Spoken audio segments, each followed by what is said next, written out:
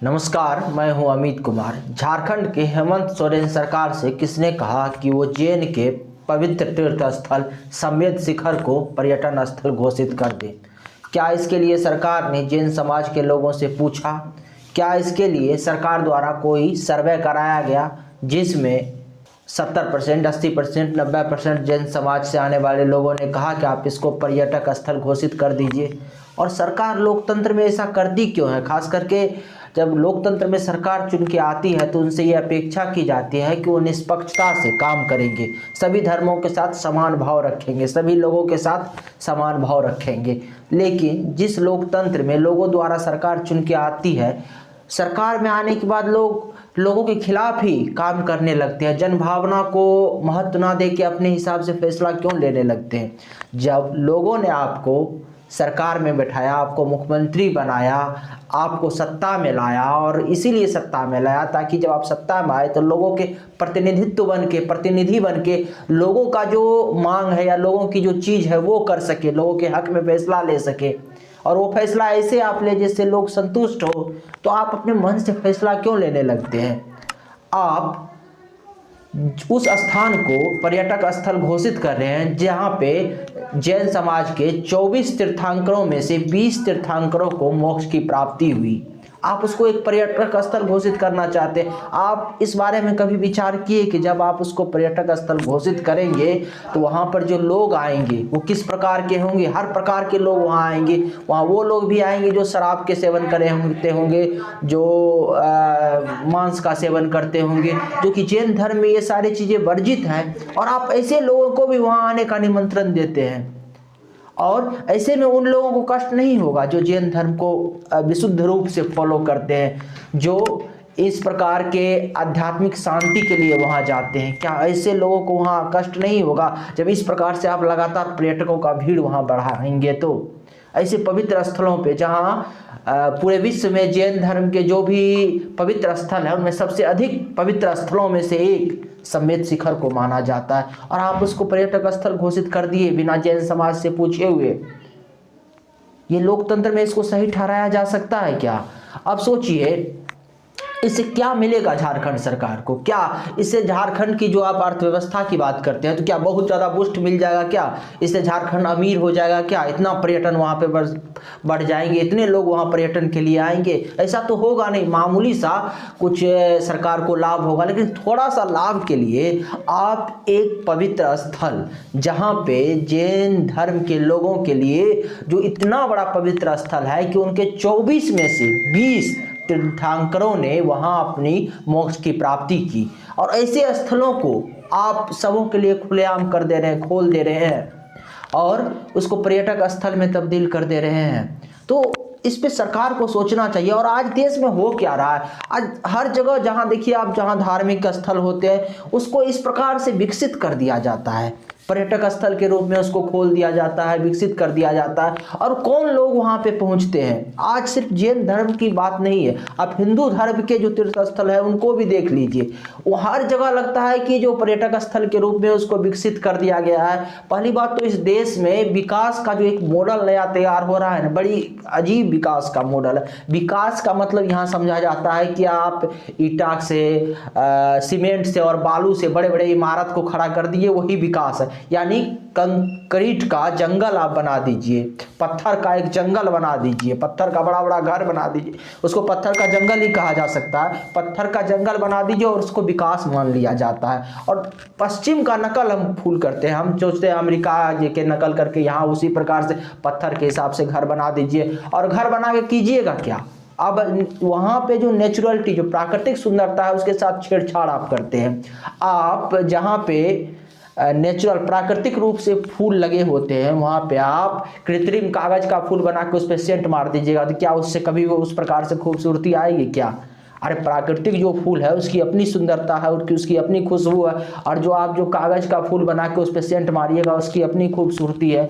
तो ये सरकार को सोचना चाहिए। आज देखिए, आप चाहे हिंदू धर्म के भी बहुत सारे स्थलों को ले लीजिए, आप चले जाइए जो हिंदू धर्म के बड़े बड़े तीर्थ क्षेत्र हैं, आप हरिद्वार चले जाइए, आप ऋषिकेश चले जाइए, आप मथुरा वृंदावन चले जाइए, हो क्या रहा है, बड़े बड़े आश्रम में ऐसा हो गया है वहाँ की व्यवस्था, जो आप देखेंगे कि आश्रम एक 5 स्टार होटल के रूप में तब्दील होते जा रहा है। पर्यटकों का भीड़, ऐसे पर्यटक वहाँ नहीं जाते जिनको धर्म से बहुत लेना देना हो, घूमने के लिए, क्योंकि वो शांत जगह है, पीसफुल जगह, लोग घूमने के लिए ऐसे जाते हैं, उनको धर्म से कोई लेना देना नहीं है। और ऐसे आश्रमों में वो पैसा चुकाते हैं, अच्छी खासी पैसा चुकाते हैं, सरकार को उनसे रेवेन्यू मिलती है, और इसके लिए उन चीज़ों को बढ़ावा दिया जा रहा है। और जो वहाँ पे विशुद्ध रूप से वहाँ पे जो आध्यात्मिक सुख के लिए जो लोग जाते हैं, उनकी शांति वहाँ भंग होती है। आप देखिए ना, हर जगह भीड़ है। वो कौन पर्यटक है, आप चले जाइए वृंदावन में, आप चले जाइए मथुरा में,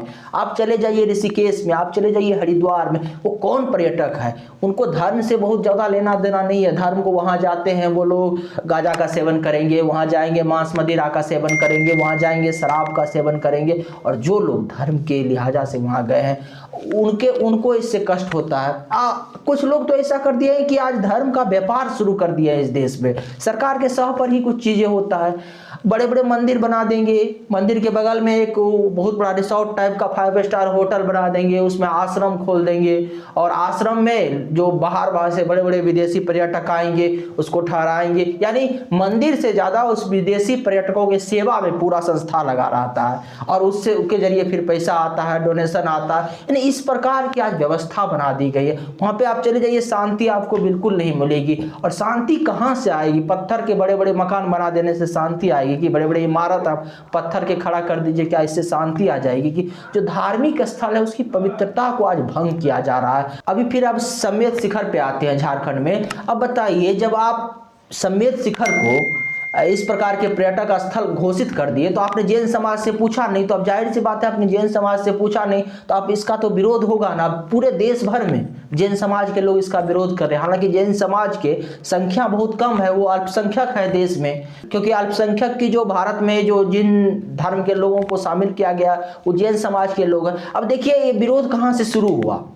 विरोध भी शुरू हुआ क्योंकि ऐसे लोग जो असामाजिक लोग होते हैं ना, वो अपने आप बाहर आ जाते हैं। जहाँ पे अनैतिक कितना दिन चलेगा, अत्याचार कितना दिन चलेगा? आप जब कहीं धार्मिक स्थल पे अनैतिक कार्य करेंगे तो वो कहीं न कभी तो बाहर आ ही जाएगा ना। अब एक व्यक्ति ने क्या किया कि वो शराब पी के, चूंकि वो जो पूरा समेत शिखर के क्षेत्र है वहाँ पे चूंकि जैन तीर्थ क्षेत्र होने के नाते वहाँ पे शराब मांस ये सारी चीजें वर्जित है। लेकिन वहाँ पे क्या किया, एक व्यक्ति ने शराब पी के और वीडियो बना के, वो वीडियो धीरे धीरे वायरल हो गया। जो जैन समाज के लोग जो पूरे देश में फैले हुए हैं उन तक ये बातें पहुंची, और जैसे उन तक बातें पहुंची तब पूरे देश में इसका विरोध हो रहा है। और विरोध होना भी चाहिए, क्योंकि धर्म को आप धंधा से अलग रखिए, आप राजनीति को अलग रखिए, आप धर्म को अलग रखिए, आप व्यापार को अलग रखिए, आप अलग अलग चीज़ों को अलग अलग तरीका से कीजिए। अगर आपको इकोनॉमी में बूस्ट करना है, आपको अर्थव्यवस्था को आगे ले जाना है, तो इसके लिए बहुत सारे साधन है। आप अर्थव्यवस्था के लिए को बढ़ाने के लिए अच्छे इंडस्ट्री लगाइए, बहुत सारी चीज़ें हैं देश में, उन चीज़ों को विकसित कीजिए। और पर्यटक को ही आपको बूस्ट करना है देश में, तो बहुत सारे ऐसे हेरिटेज इमारत हैं, जैसे प्राचीन इमारत है, प्राचीन चीज़ें हैं जिसको आप जीर्णोद्धार कर सकते हैं, जहाँ पे आप पर्यटक को बढ़ा सकते हैं। लेकिन आज ही इस देश में कई ऐसे चीज़ें हैं जिसका पूर्ण से जीर्णोद्धार नहीं किया गया, जहाँ पे लोग पर्यटक आ सकते हैं, जो भारत को देख सकते हैं। लेकिन जहाँ कम से कम लोग पीस के लिए जाते हैं, जहाँ लोगों को जाने में खुशी होती है, अगर वहाँ जाने में कष्ट भी मिलता है तो लोग वहाँ पे जाते हैं, क्योंकि वो कष्ट के जरिए। अब सोचिए इस संस्कृति को समझिए, जो भारतीय संस्कृति है, इस संस्कृति से जो निकलने वाले धर्म है। यहाँ कहा जाता है जब आप कष्ट काट के जब आप तीर्थ में जाते हैं, ऐसे लोगों की एक भावना होती है, जब आप कष्ट काट के तीर्थ में जाते हैं ना, तीर्थ करने जाते हैं ना, तो आपको पुण्य मिलता है, क्योंकि वो तीर्थ से ज़्यादा उस तीर्थ के कर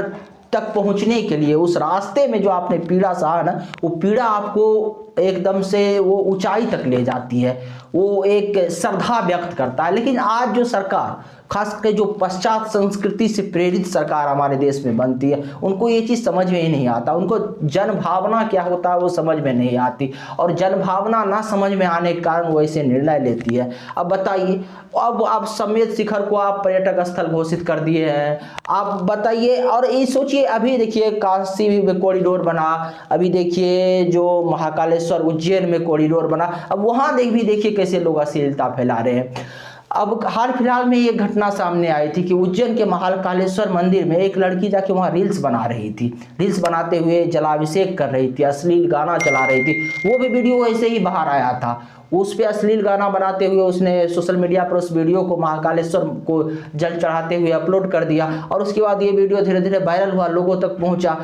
इसी प्रकार से छतरपुर मंदिर से ऐसे घटना आई, देश के अलग अलग मंदिरों से ऐसे घटना आता है जो अश्लील गाने पे डांस बनाए किए जाते। ऐसे लोगों को धर्म से कोई मतलब नहीं है, ये धर्म के लिए वहां नहीं जाते, ये वीकेंड में चले जाते हैं वहां छुट्टी बिताने के लिए, क्योंकि वहां इनको हर प्रकार के जो फैसिलिटी मिल जाती है, सुविधा मिल जाती है।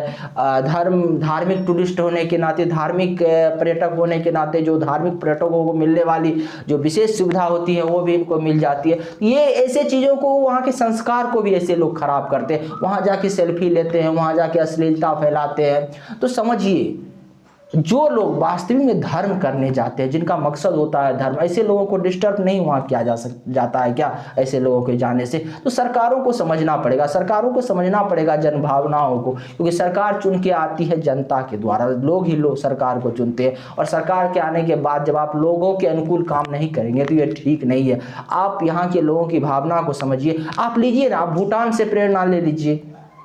भूटान कहता है कि हम पश्चात देशों का जो विकास का मॉडल है उसको नहीं मानेंगे, उसके अपनी एक विकास मॉडल की अवधारणा है।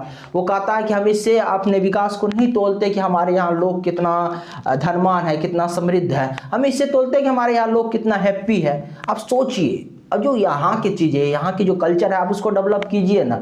तो आप यहाँ पे वो पत्थर का शहर बनाना चाहते हैं क्या क्या, तो वो यहाँ के विकास के लिए ठीक नहीं है। अगर आपको हमारी बातें समझ में आई हो तो इस वीडियो को शेयर जरूर कीजिएगा और चैनल को सब्सक्राइब नहीं किए हैं तो कर लीजिएगा। नमस्कार, धन्यवाद।